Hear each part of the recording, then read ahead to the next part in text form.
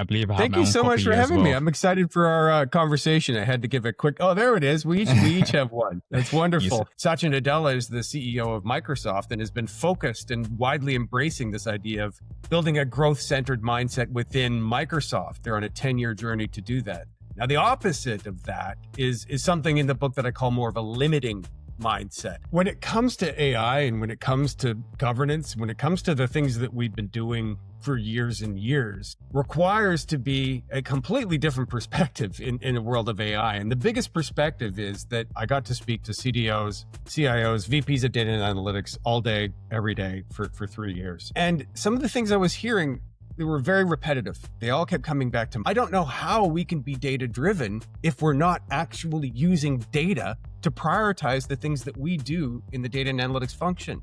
This very binary way of looking at the world, right? This deterministic way of looking at the world when things are almost never that cut and dry. What I heard over and over again was other people needed to do things differently. The business needs to start about caring about data differently. They need to stop putting dumb things into our CRM. And I heard that over and over and over again. They've got positive intentions, just like we've got positive intentions for solving the problems that we've got. Maybe some of our perspectives need to be different. So that's why I wrote a book. I wanted to change some of our legacy thinking and to challenge the status quo. What are the warning signs that a leader or an organization is drifting into this anti-hero territory? My gosh. Well, there's a lot. I don't think we should be saying garbage in, garbage out. Can you imagine if you heard the chief operating officer of Nestle complaining about how their raw materials were garbage? Can you imagine if you heard the chief product officer of Anheuser-Busch talking about how their water in their beer was garbage? You wouldn't hear anybody saying that, right? You wouldn't hear anybody talking about how their raw materials were garbage. Right, and us constantly referring to the unrefined gold that we are given an opportunity to refine every day. Us constantly calling it garbage, I think, is highly, highly problematic because these phrases and these words tend to have self-reinforcing properties. How do you respond to skeptics who say mindset feels too soft compared to like tangible metrics? Yeah, well, the first way that I would respond is to say. The second thing I would say is, well, okay, how's the status quo working for you? We have data point after data point after data point. I worked at Gartner for 3 years. I had access to some amazing data. And every time we look at the data, what the data says is that you've seen hype cycles come and go. How should leaders separate hype from true opportunity in AI? This is an entirely new mindset, is an entirely new technology, and entirely new frameworks are needed. New governance models are needed. New organizational skills are needed. There's a shortage of skilled data scientists out there. Maybe that's what's driving the failure rate. It's not because necessarily that AI is bad or it's going to go away. The thing that you need to do the most, whether you're a data leader or whether you're a data practitioner, a data steward, whether you're an analyst, whether you're at school, talking and learning about data, is to apply critical thinking. Do you see the role of the CDO evolving in the next 5 years with all of this AI changes and it's impacting a lot of roles? Yeah, it's already happening. So there's what I want to see, and there's what I am seeing. The best career decision I ever made was actually outside of my career when I decided that I was going to challenge myself. Don't be afraid to fail. Failure is not bad. Failure is a development. It's a growth opportunity. We learn through failing. Failing is not necessarily bad. Welcome to Intelligent Product, where we explore the intersection of product, data, and AI, and what it really takes to build intelligence into the products and systems shaping our world. Today, I am joined by Malcolm Olka, one of the most respected voices in data leadership. With over 25 years of experience in data and analytics, Malcolm is the author of the Data Hero Playbook, the definitive guide for chief data officers and anyone who wants to create lasting impact with data. He's also the chief data officer at Profisee, host of the CDO Matters Podcast, and a global thought leader who has interviewed data leaders across industries and continents. In this conversation, we unpack the core of his book, what it means to be a true data hero, why so many leaders unintentionally slip into being data anti-heroes, and how to cut through the hype of AI to keep business value front and center. If you ever wondered why CDOs struggle, what separates successful data leaders, or how to future-proof your strategy in the age of AI, this episode is packed with insights you want to take notes on. Let's dive in.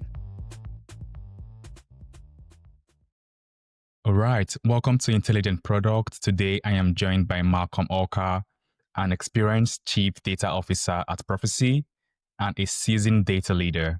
He is the author of the Data Hero Playbook and host of his own podcast, CDO Matters, where he has probably interviewed and learned from more CDOs and data thinkers than anyone else in the world.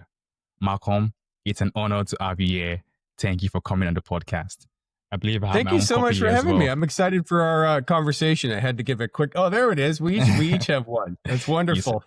Had to give a quick promo for the book. So looking forward to the chat. Awesome. So you've worked with and spoken to data leaders all over the world. If you had one sentence to capture the biggest barrier you've seen to data success, what would it be?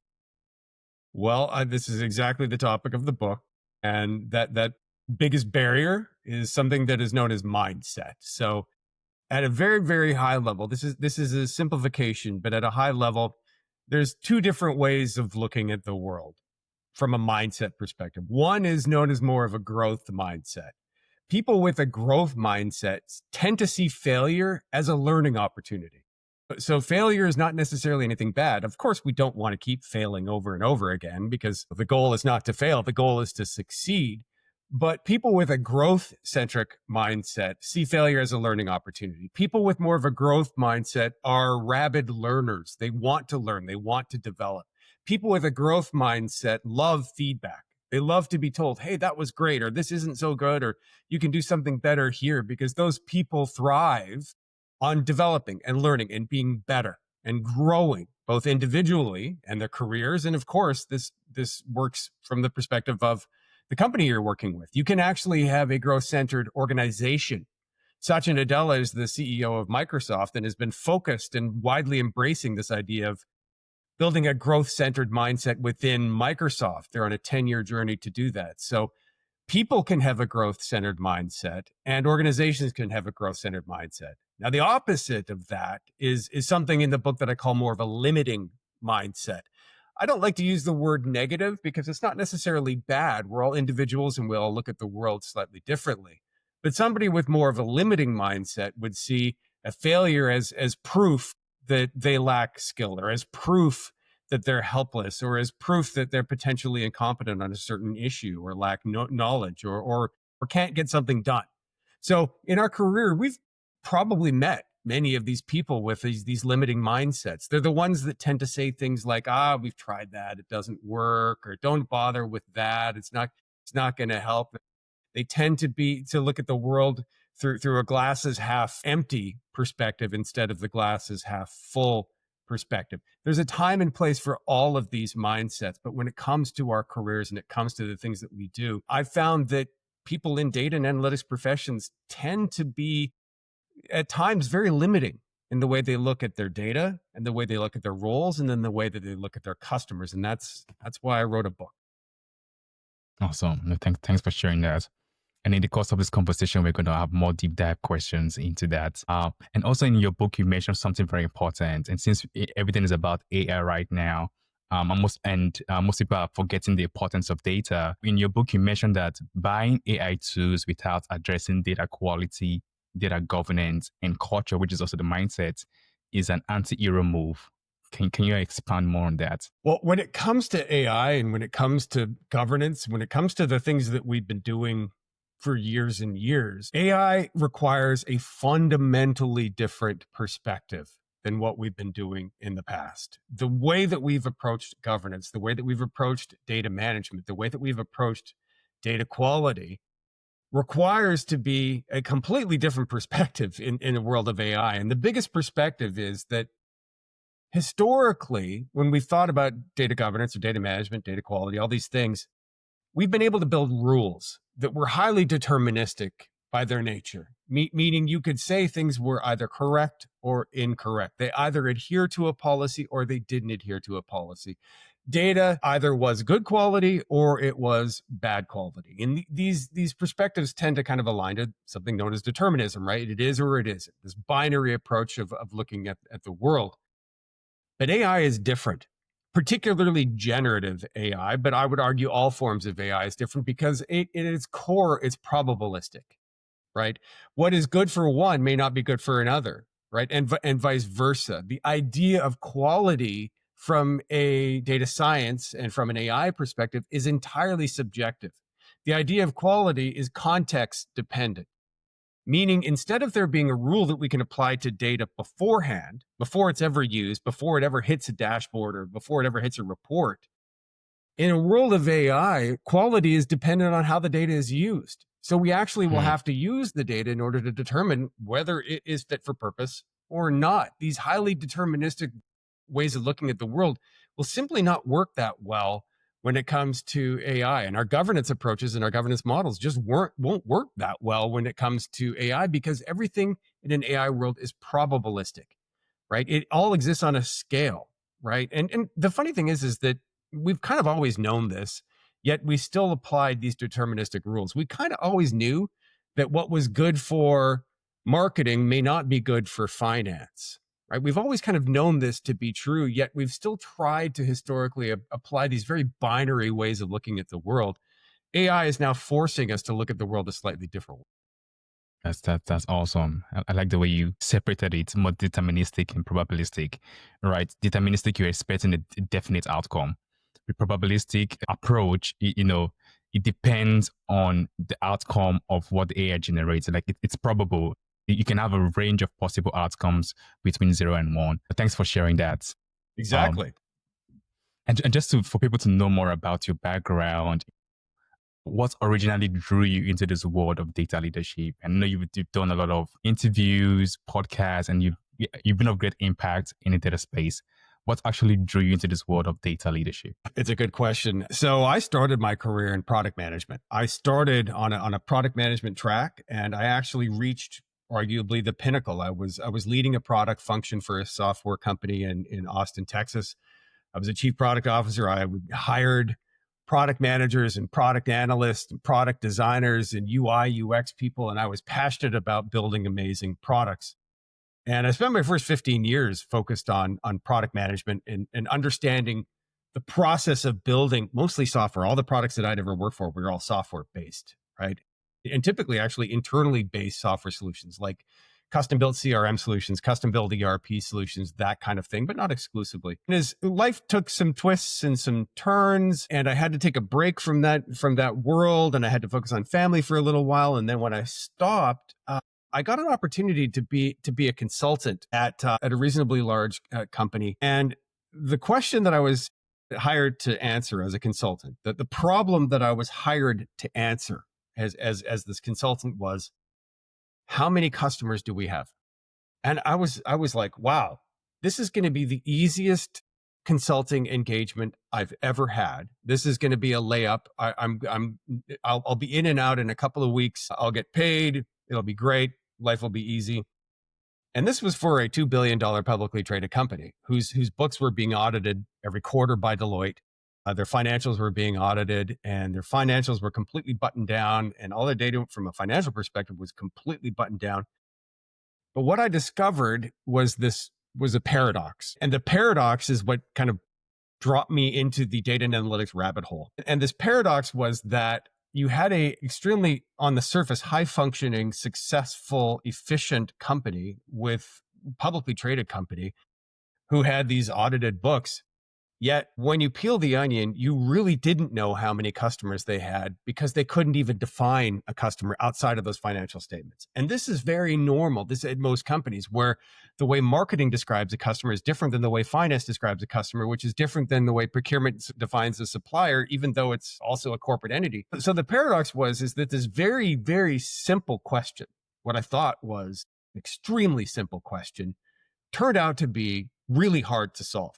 Really hard to solve. And what I thought was going to be like a 2-week consulting engagement turned out to be a multi-year software or consulting engagement that ended up in me becoming the leader of the IT function of that organization. But I fell down the data and analytics rabbit hole because because I was constantly challenged by these really difficult problems that seemed simple, but were actually really, really hard to answer. And the way that I kind of liken it, and this may be not a great metaphor, but people have said, I've heard people describe, really great firefighters or really great first responders or, or even police, or they're the people that are running into the burning building. And I don't consider myself that brave. I'm certainly not that brave. But if this is a metaphor, if the burning building is a metaphor for a data and analytics organization that is broken and where you don't know how many customers or you have 300 dashboards that aren't being used, or where your data quality program is having a hard time getting off the ground, or where you're struggling with data governance, if that's the burning building, I want to run into that building. That's the building that I want to run into, because for whatever reason, I'm pretty good at solving these problems, and I've worked with a lot of different companies. I was a Gartner analyst for many, many years to help solve some of these difficult problems. But those are the types of problems I love to try to solve. And once I got a taste of, in this case, it was MDM, Master Data Management. That was the problem I was hired to solve at that company. Once I got a taste of that, I wanted more. And now for the second 15 years of my career, I'm on the second half of a 30-year journey here. I've been focused exclusively on data and analytics. I smiled because of recent we're looking into the same problem, because the CTO asked, how many customers do we have? And depending on who looks into it, they're going to have a different number. And right now we're working on an MDM solution to bring everything into just one global ID that ties across all of the source systems. But yeah, thanks for sharing that.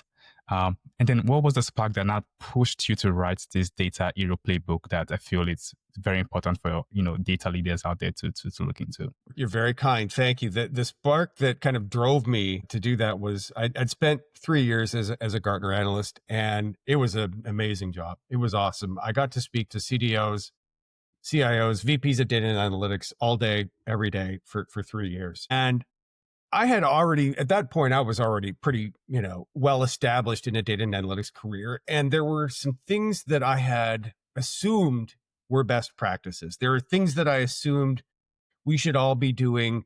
There were well-established frameworks, and there was this body of knowledge that we've all kind of established as the things you need to do, right? Best practices in data and analytics. And I got into my role at Gartner, and I was having conversations around these best practices all day, every day for 3 years. I spoke with more than 1,500 CIOs, CDOs, senior data leaders, which is like crazy. I still can't even imagine. I had 1,500 of these conversations, but that's exactly how many I had.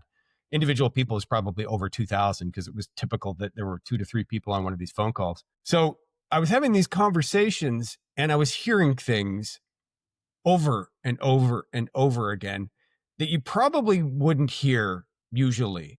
And maybe in some ways it's kind of like, you sit down with your therapist, and maybe you would share things with your therapist or your spouse or your preacher, right? Or your pastor or whatever. You share some of these things, and people were sharing them with me, and I was hearing them, hearing real challenges, hearing real frustrations, hearing real roadblocks. And some of the things I was hearing, they were very repetitive, and they were all tied to some very, very similar themes. And about 2 years in, I started to have some clarity. And the common theme that I was hearing in these conversations, particularly for data leaders who were struggling the most, they all kept coming back to this idea of mindset, right? They all kept coming back to mindset. I kept hearing things like, well, you can lead a horse to water, you can't make him drink. Well, the business just doesn't care about data. Well, the business doesn't care about being data driven. The business isn't data driven. And I would hear these things over and over and over again. And the first reaction was, hey, that's kind of negative. Well, what do you mean the business doesn't care about data? I mean, of course the business cares about data. They may not care about the dashboard that you've built, but all of our businesses are running on data. And what do you mean they don't care? I would hear things like, well, they don't care about my job. They don't care about data quality. They're trying to make, the things they do don't make any sense. And all of these things just kept piling up. And all this feedback I kept hearing and over and over and over again. And I came to the conclusion that, of course, this isn't universal. Okay. This isn't everybody. There are exceptional data leaders out there that are doing unbelievable, exceptional things. Don't get me wrong. But some of the common traits of the people that seem to be struggling the most were mindsets like what I just expressed. What a psychologist might call learned helplessness. This is also the idea of like, okay, well, it didn't work before, so it's not going to work again, right? Like that type of thing. Not wanting to get feedback and not hearing critical feedback, having no mechanisms in place at all to even receive feedback, not measuring business outcomes. I don't know how we can be data driven if we're not actually using data to prioritize the things that we do in the data and analytics function. This very binary way of looking at the world, right? This deterministic way of looking at the world when things are almost never that cut and dry. So all of these examples of what I would call, what I called in the book, these limiting mindsets, I kept hearing them over and over and over again. And they seem to be the most acute for leaders that were struggling the most. Then I would look at some of our research, some of the surveys that are published, some of the articles that are written by thought leaders in iSpace, and often they were actually exacerbating those limiting mindsets. They weren't challenging them. They weren't trying to negate them. They were in many ways amplifying those limiting mindsets. So you'd have situations where there were thought leaders or consultants or even analysts that were kind of amplifying some of these limiting mindsets. And I started to understand that in many ways, many of the strongest forces in our industry, whether those are consultants, whether they're analysts, maybe even academics, but less so. There's very little academic influence in our field, which is unfortunate. But some of these voices were actually reinforcing these limiting mindsets and creating the belief that data quality is always bad, and that data quality, and that businesses don't care about data quality, or that businesses aren't data driven and don't want to be data driven.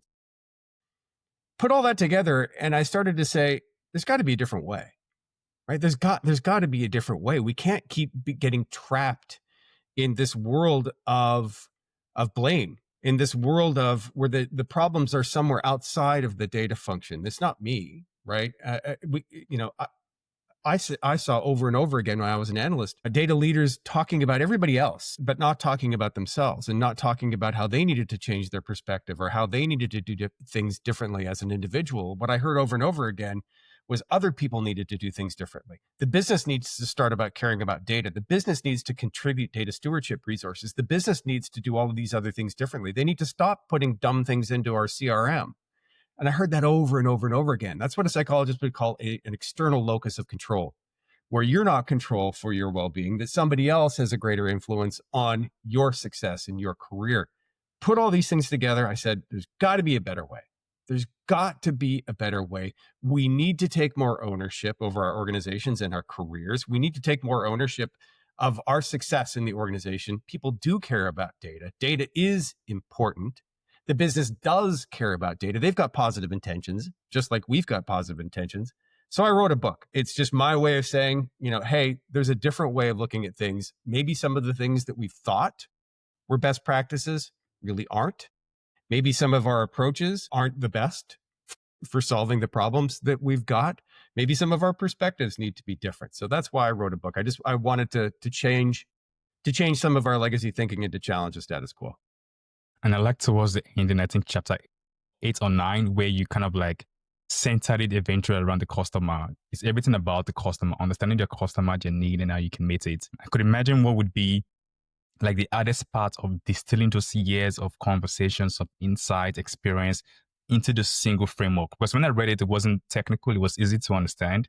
Like I could see what the problems are and how to solve it. Like, were there like any hardest part or challenge bringing all of this into the single framework? No. Once I started, it was, I don't want to say easy because it wasn't, but once I had an outline, once I had a framework, once I had kind of all the things outlined that I wanted to say, the words just came out. I mean, they just flowed. I didn't do significant revisions. Maybe I should have. I don't know. I didn't change my core premise at all. I had an outline. I knew what I wanted to say for each of the sections, and it all just came out. In many ways, it's things that I've been saying for a while. In many of the ways, it's things that I said as an analyst. In many ways, it's things that I've been saying on LinkedIn, for example, day in and day out. So some of this was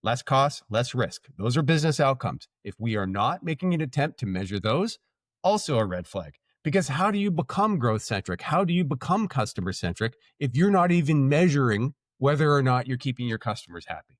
If there are no feedback mechanisms in place, and maybe the only feedback mechanisms you have are, some data quality dashboard, whether it is good quality or bad quality, well, that's not a business metric. Better data quality is not a business metric. More revenue, less cost, less risk, or managed risk. Those are business metrics. If you're not measuring any of those and how your data influences those, also a bit of a red flag. So we go into a lot of detail in the book of what some of these kind of, I don't know, for lack of a better phrase, warning signs, but what some of the more kind of hallmark characteristics are of what I call this limiting mindset. I think when you read this and when you read it with an open mind, what you're going to find, for better or for worse, is that, yeah, we all do some of this. We all do some of this. I've complained about the business many, many times. I've complained about data quality. Here. We all do it. Garbage in, garbage out. How often do we use that phrase? If you'll read the book, what you'll hear is, I think that's a toxic phrase. I don't think we should be saying garbage in, garbage out. Can you imagine if you heard the chief operating officer of Nestle complaining about how their raw materials were garbage? Can you imagine if you heard the chief product officer of Anheuser-Busch talking about how their water in their beer was garbage? You wouldn't hear anybody saying that, right? You wouldn't hear anybody talking about how their raw materials were garbage, right? And us constantly referring to the unrefined gold that we are given an opportunity to refine every day, us constantly calling it garbage, I think is highly, highly problematic, because these phrases and these words tend to have self-reinforcing properties, meaning the more you say something is garbage, the more you actually believe that it is, right? And the more you believe something to be true, and the more you say something is true, the more you think it is true. One of the greater problems here is that when it comes to these self-reinforcing thoughts and these self-reinforcing behaviors and words, in the negative, they tend to have even more impact than they do in the positive. When we look at things negatively, right, and we see things as challenges, we see things as garbage, things tend to reinforce themselves. And when we view them in the negative, they have actually more reinforcing power than they do in the positive. So, and this can affect your entire organization. All it takes is one or two or three people to be talking this way. There's this idea of what's called emotional contagion. When we're on even on video, you can be on video. When I smile, chances are pretty good maybe you're going to smile, right? That's emotional contagion. And if you're standing at the water cooler, or at the water fountain, or if you're in your lunchroom and you're hearing somebody constantly complain about how their data is garbage, and about how the business doesn't care about data, and how the business is not valuing data and not valuing dashboards, and you hear that over and over and over again, chances are over time you're going to start to believe it, whether it's true or not. So lots of warning signs about these limiting mindsets. I guarantee you've got them in your data organization. I have embraced them in the past. Frankly, a big part of this is a personal journey for me, because I was one of those people that was constantly complaining about the business doing dumb things in our CRM.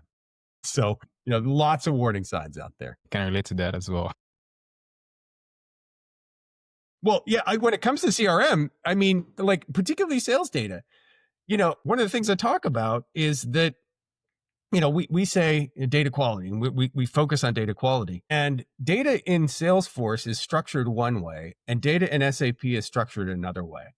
Those structures are there by design, right? And the rules for sales are different than the rules for finance by design. Yet when we get that data on the analytics side of the house, we'll see, well, I need to do something to normalize these structures across these two sources of data because we got data quality problems. When the data may be perfectly fit for purpose within a sales use case or in a finance use case, if there's anything that doesn't conform to our analytical rules, to the governance policies that we've applied from an analytics perspective, we'll say, oh, it's low data quality. So that's another great example of, okay, well, it's all in the eye of the beholder, right? If data is fit for purpose, it might be fit for purpose for sales, but it may not be fit for purpose for an analytical use case. And both can be true at the same time. So yeah, we love to complain about CRM data. And yes, we've got some challenges when it comes to CRM data. I won't argue that. I used to manage 1,400 seats of Salesforce. I've seen some pretty bad data, but it is not all cut and dried, right? The business does, our customers in the business are not trying to make our lives harder. They're just trying to sell more or market. Awesome. No, this is very rich, because you being in the data, team, or as a data professional, you're more susceptible to looking at it from like data first, and then the business metric, and then the customer. But now this is a flip. Focus on the customer. That's your North Star. And then the business metric drives how you're looking at that. And then the data feeds on how that can be structured to meet that business and customer need. That's very rich. So how do you respond to skeptics who say mindset feels too soft compared to like tangible metrics? Because someone would feel like solving an MDM problem would be something like a architectural design and some sort of a big effort thing. But this is simple but impactful. How would you respond to skeptics who think this might be just too, on the soft side than more of an hardware fix to this? Yeah. Well, the first way that I would respond is say, okay, tell me what you got. If you've read the book and if you've kind of digested my perspectives, tell me where you think I'm wrong, and tell me where I should be focusing. Tell me how I can grow and develop. Right. That is the hallmark of a growth mindset, which is if somebody disagrees with you and somebody's got a different perspective, well, let's hear it. Right. Let's have a conversation about it. I'd love to hear that first and foremost. The second thing I would say is, well, okay, how's the status quo working for you? Right? How are things working for you? Right? What I have seen in my career is that if we look at success on a spectrum, right? Everything exists on a spectrum. Everything. And if we look at success on a spectrum from, zero success to wildly successful, I would argue at a very, very high level, and this is a broad sweeping generalization, so take it for what it's worth, that most data and analytics functions are hovering around a 3 or a 4. That we're doing the minimum amount of governance we need to keep regulators happy, to keep lawmakers happy, to not run afoul of legal or privacy or audit concerns. But for the most part, from at least from a governance perspective, we're kind of struggling.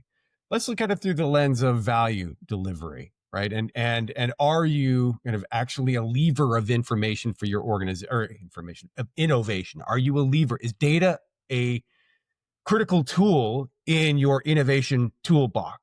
Well, no. Data says consistently that it's not. Only 24% of CDOs would acknowledge or would call themselves data driven. Right. And we have data point after data point after data point. I worked at Gartner for 3 years. I had access to some amazing data. And every time we look at the data, what the data says is that data and analytics functions are failing, and I'm using that word purposefully, are failing to deliver on the promise of data, right? We all understand there's an amazing promise here. We all understand that there's amazing opportunity when it comes to AI. We said the same thing 12 years ago about big data. We said the same thing 5 years ago about digital transformations, right? There's incredible latent value in data. Data can become a lever of innovation. It can become a lever of transformation. We all see the potential. Everybody acknowledges this. We all see data can be a differentiator in an era of AI. But are we realizing that promise? Are we realizing the true value of data? What we see when we talk to CDOs, when we survey CDOs, the answer consistently is not really. A little bit. Some. We're better than we've done. We're progressing. Most certainly we are progressing.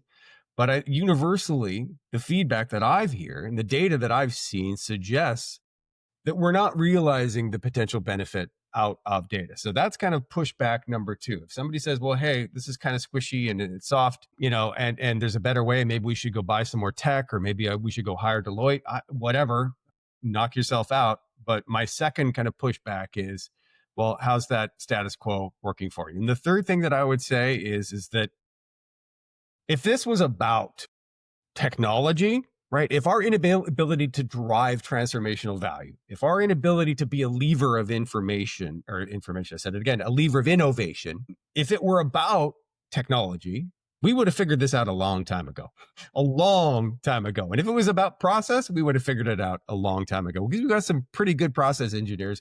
And I know for a fact we got great technology. As a matter of fact, I would argue that for the most part, our technology, whether that is AI, whether that is data management tools, whether that's data quality tools, MDM tools, integration tools, whatever, most of those are actually, they surpass the capabilities of those tools, surpass the capabilities of the data organizations using them, right? This is another way of saying I'd be willing to bet that most data and analytics functions are only using 60, 70% of the capabilities of any of those tools that I just mentioned. So is it a technology problem? No. Is it a process problem? I don't think so. Again, I think we would have figured it out by now. I think it's a people problem.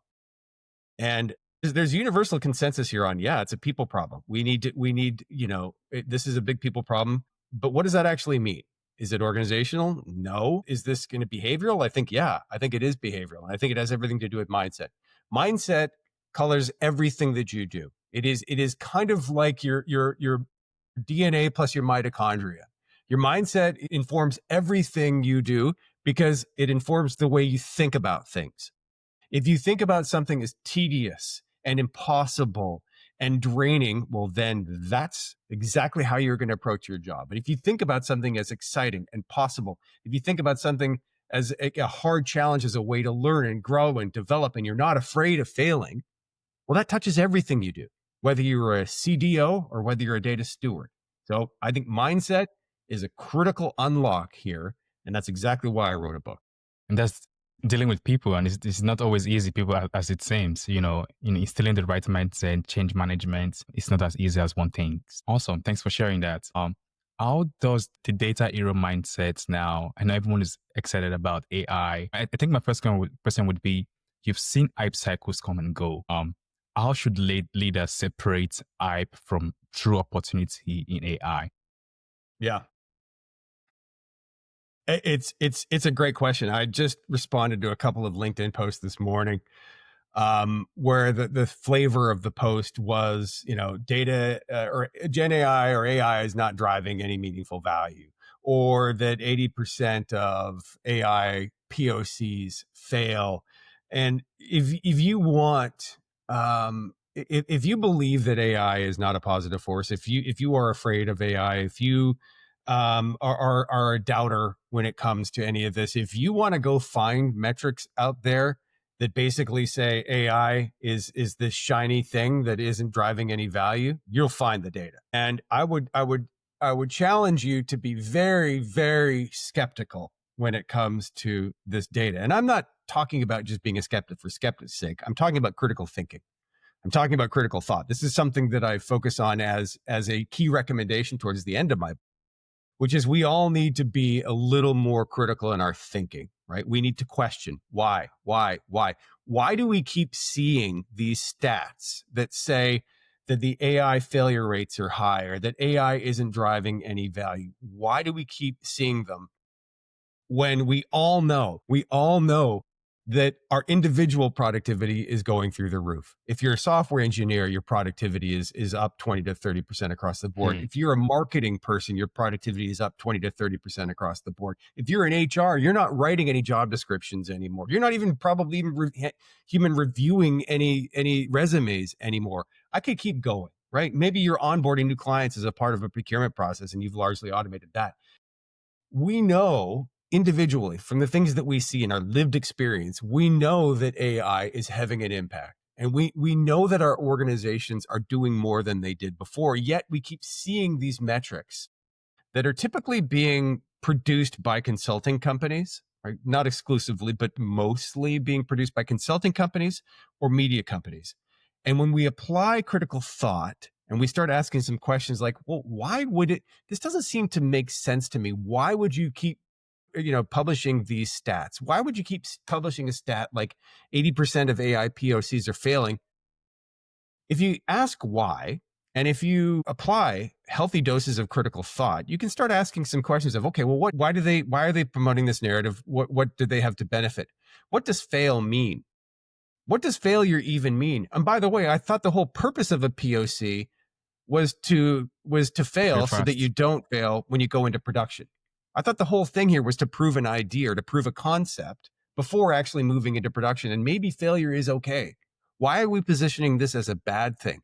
When you start to apply this idea of critical thinking to some of the things that we're hearing around AI, I think what the conclusion that you'll come to is, wait a minute, this just doesn't pass the smell test.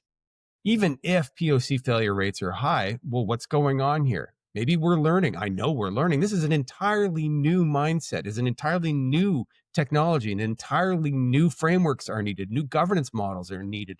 New organizational skills are needed. There's a shortage of skilled data scientists out there. Maybe that's what's driving the failure rate. It's not because necessarily that AI is bad or it's going to go away, right? So getting back to your question about hype and cutting through the hype, the thing that you need to do the most, whether you're a data leader or whether you're a data practitioner, a data steward, whether you're an analyst, whether you're at school talking and learning about data, is to apply critical thinking to say, okay, wait a minute, what's being said here? Is this true? Is it not true? When it comes to hype, most of the hype is usually around technology. Why? Right? Who benefits? Who benefits by selling technology? Who benefits by making you think that you need this piece of technology? So we love hype in data and analytics. In technologies, we love hype because we like technology. We like shiny things. We like new things. We like new toys. But asking some basic questions about what's going on. Why is this being hyped? Do we really believe it's true? Grounded in this idea of customers, right? Grounded in this idea of, is this going to help me solve a problem for my customers? Will this help me drive value for my customers? And can I prove it? And if you kind of ground everything through this lens of, I'm here to serve, I'm here to make my customers successful, it's a really easy way to kind of help cut through some of the hype and some of the buzz here. When it comes to AI, there's a lot to consider, right? There's a lot to consider around organizational change. You mentioned change management. There's a lot to consider around the impacts to jobs. There's a lot to consider around upskilling. But ultimately, I think that for me as a data practitioner, AI is going to help me do better for my customers. I think it's going to help me deliver more insightful insights. I think it's going to help me deliver better master data management. I think it's going to help me go bigger, faster, and stronger, and to help solve some of these bigger problems that have really, really troubled us for a while. I'll give you an example: unstructured data. Right? Most of our companies have tons of unstructured data, unstructured and semi-structured, sitting out there just collecting dust, right? Literally just collecting dust. As a data and analytics practitioner, I want to get my hands around that, right? I want to start extracting value out of all of that unstructured data. Can I use AI to do it? You bet I can.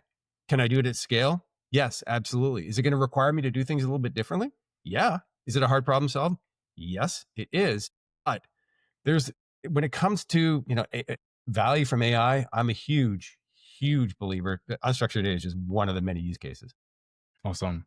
So just to summarize this, the way to go past the hype is one, critical thinking, like always ask why, understand what's underneath it. And two is focus on your customer. Always focus on your customers. There will always be customers. Focus on that, and that would help you go past the hype. Do you see the role of the CDO evolving in the next 5 years with all of this AI changes and it's impacting a lot of roles? Do you see that impacting and changing the CDO role? Yeah, it's already happening. So there's what I want to see, and there's what I am seeing. So what I want to see is CDOs to become the agents of change for their organization. I want CDOs to become the drivers of innovation. I want CDOs to become the rock star of the C-suite. I want them to be the most important role, other than the CEO, sitting at that C-suite table. That's what I would love to see. We know now that upwards of 80% of companies have some form of a CDO, whether or not, and about half of those, actually fewer than half of those, have a seat at the C-suite. And I think the CDO is legit C-suite role. Right. There's conversations about whether, should they report to the CIO? Should they not report to the CIO? Should they be their own? I think it's a legitimate C-suite role for a lot of different reasons, because I honestly, truly do believe that data as kind of this functional horizontal can be transformational to an organization. It can transform how we procure things, how we manufacture things. It can procure, or it can transform how we manage our relationships with our customers. I am bullish on data. I'm a huge believer on data. I'm not leaving the space. It's one of the reasons why I wrote a book. So the future that I want to see for CDOs is that we maintain that 80%, maybe even grow it a little bit to upwards of 90%. I don't think all companies are ever going to have a CDO, and that's fine, but we push towards 90% where CDOs have a seat at the C-suite table, where they have influence, where they are viewed as agents of change, where they are viewed as the organization required to be successful in business. That's what I'd love to see. What we are seeing, unfortunately, are trends kind of the other way. We are seeing more and more CDOs report to CFOs and CTOs, believe it or not, and CIOs. We're seeing many data and analytics leaders and many CDOs losing data science functions because they haven't been responding fast enough when it comes to AI. They haven't figured out how to operationalize AI at scale. And where they had data science functions, what we're seeing more of is more of those CDOs actually losing those capabilities and getting them pushed into software engineering roles, where it is kind of more functionally focused software engineering types that are doing the data science, that are doing the agentic AI, that are building these complex RAG patterns. We're seeing slowly kind of an erosion of responsibility for many CDOs, where what many CDOs are being left with is primarily focused around governance, right? And being the chief governance officer and not necessarily the chief data officer. We're seeing that erosion through a number of different factors. I talked about AI. I think that's one of them. I think there's this broader focus on pure federation of data functions. I think there's many out there who believe in the data mesh. There's many out there who believe in data domain-driven designs. I'm totally fine with that. But I do see a pendulum shift away from centralized data teams to more decentralized data teams.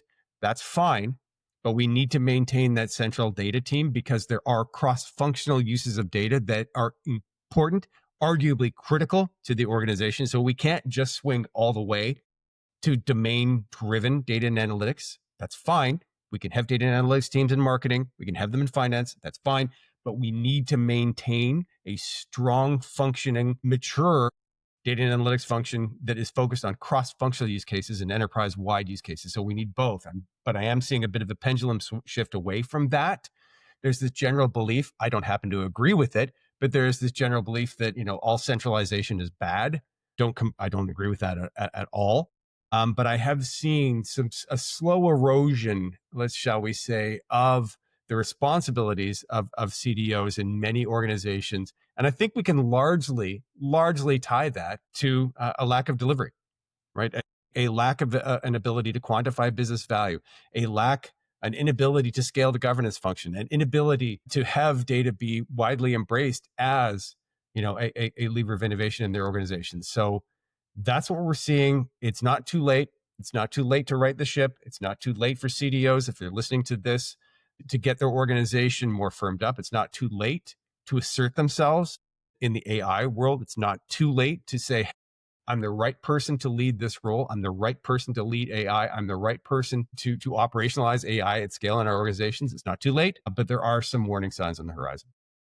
And the good thing is that data and AI are closely related. So that's a good sign there as well. This is very insightful, and thanks for sharing that. So we've gotten to the last segment of this podcast. This is a quick fire round where I just ask 5 quick questions that would help advise future generations and future data leaders there. The first quick question would be, if you could put one sentence on a billboard for every data leader, what will it say? Always measure business value. That was a good one. Value always ties to the customer. Always measure business value. Awesome. That's a good one too. What's the best and the hardest career decision you've ever made? The best and the hardest career you've ever made. Decision career you ever made. The best career decision I ever made was actually outside of my career, when I decided that I was going to challenge myself, leave my country, leave my home, leave my friends, leave my comfort zone, move to a different country, to a different place where I didn't know anybody, where I didn't know the town, I didn't know the streets, I didn't know anything, and I just plopped myself there to go to graduate school. So it's not like I was, just going and setting up a lemonade stand, but I got out of my comfort zone. I challenged myself at a very young age. I was 24 when I challenged myself to leave Canada and to go to school in the United States. For people who are listening, particularly Americans, are like, oh, well, that's not a big deal. But it was still a pretty big deal because there were some culture changes for me, and there was a lot of changes. Just leaving your family and leaving your security and leaving all of those things forced me to grow and forced me to embrace more of this idea of a growth mindset. And it forced me out of my comfort zone, and it made me more resilient, and it made me more independent, and I'm better for it. So if you want to talk about careers, my top advice: stretch your comfort zone. Don't be afraid to fail. Failure is not bad. Failure is a development. It's a growth opportunity. We learn through failing. Failing is not necessarily bad. So maybe recently you've been downsized. Maybe you're worried about being downsized. Maybe something has happened with your company, or maybe something's going on with your family. Don't be afraid to fail. Failing is okay. Failing is natural. You'll learn from it. You will grow from it, and things will be better. So don't be afraid. Don't let fear rule the decisions you make about your career. Be brave. Awesome. Love it. What has been the hardest career? Okay, I think that's a 2-in-1 question. Well, that wasn't a lightning round. I ranted there. I'm breaking the rules here. I'm sorry. It was a very insightful. That was very insightful. Next question would be: when you feel stuck or overwhelmed, what's your personal reset ritual that you do? Well, the most basic thing that I do is I take my shoes off and I go walk around my garden barefoot. Straight connection to earth. Like, I take my shoes off and I'm connected to the dirt and I'm connected to the earth, but I happen to, live in Florida as you do. And it's summertime year round. So I'm that's why I have this tan. So I'm pretty lucky in that regard, but I just try to get outside and I just try to get under the sun, and I just try to touch the earth, and I just try to recenter myself, and just looking at plants and looking at the earth and listening to the birds. Getting away from the computer is therapeutic. But I can do the same thing with a fishing rod in my hand. I love to go fish. Just being outside, that's my church, right? And that's the way that I connect with the universe and connect with everything that's divine. And it's there, and it's just outside my door. It's amazing. Awesome. Love it. The fourth question would be: who is someone you deeply admire in the data or leadership space right now?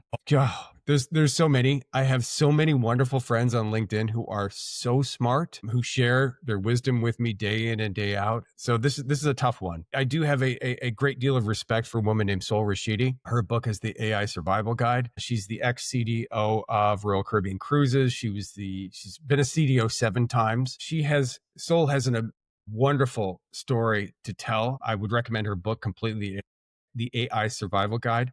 In her book, she tells her story of being an NCAA athlete, which is amazing. She tells her story of coming up through MDM, Master Data Management, doing SAP MDM implementations, and going from that and reasonably humble beginnings, as it were, to being a really motivational and inspirational data leader. And she tells a story of resilience, which is wonderful. I actually mentioned Sol in my book as somebody that I look up to. She's made an amazing career, and she's done it in a way that that we can all admire. Awesome. Thanks for sharing that. And the final question would be: what makes you a better person today than you were 5 years ago? I know you have the podcast, you wrote a book, and there's a lot what going makes on. Me well, just there's a lot of things. First of all, I mean, of course, I and this is true. This isn't just me making sure that I say this in case she watches it, because she probably won't watch it. No offense. Is my wife. She is my partner. She is my soul's friend. She makes me a better person. I want to be a better person because she is a wonderful human being. All the people in my life, I'm so blessed by everybody in my life. I'm blessed by everybody that connects with me on LinkedIn, I'm blessed by everybody who maybe even want to listen to the things that I have to say. So everybody that I work with makes me a better person. I get feedback every day about things that are working, about things that aren't working. And people take the time to provide that feedback. People take the time to tell me that they appreciated the book. People take the time to give me feedback on a presentation that I might give, and makes me a better person. So if you are growth centric, if you really honestly, truly want to go on this path of development and change, and if you want to, there's no shortage of feedback out there if you're seeking it. And it comes in a lot of different ways. It could come from your family. Even my dogs my little dogs enrich my life and they provide me great feedback. But when you kind of pivot your mind and pivot your mindset and pivot your brain towards a feedback and input driven world, everything becomes input, and everything can make you a better person if you're open to that. Awesome. Malcolm, thank you. This was a powerful conversation. I personally learned a lot. How can listeners connect with you, follow your work, and of course, grab a copy of the Data Hero Playbook? So thank you for that. Let's start with the last one first. On Amazon, if you search Data Hero Playbook, come up on Amazon, on Barnes & Noble as well. I would be absolutely thrilled if you checked it out. Otherwise, please connect with me on LinkedIn. If you're listening to this, there's only 3 Malcolm Hawkers on the planet Earth. Wow. And if you spell it correctly, chances are very good. Well, that's one of 3, and you'll be able to figure out which of the one of the 3 that I am. That's called, it's called entity resolution, disambiguation. You'll be able to figure out who I am on LinkedIn pretty quickly. I'd be thrilled if you connected with me on LinkedIn. I do my best to respond to direct messages. I get probably 20 or 30 a day. So forgive me if I don't respond quickly, but I would be honored if we connected on LinkedIn. I'd love to hear what you had to say about the book. I'd love to hear what you have to say about your job. Maybe if there's something I can help with, right? If I can help you overcome a big challenge, I'd love to hear more, but please connect with me on LinkedIn. Thank you so much. Bye, everyone. Thank you for listening. If you enjoyed this, please give us a like, share, and subscribe. And don't forget to visit intelligentproduct.io to learn more and stay connected.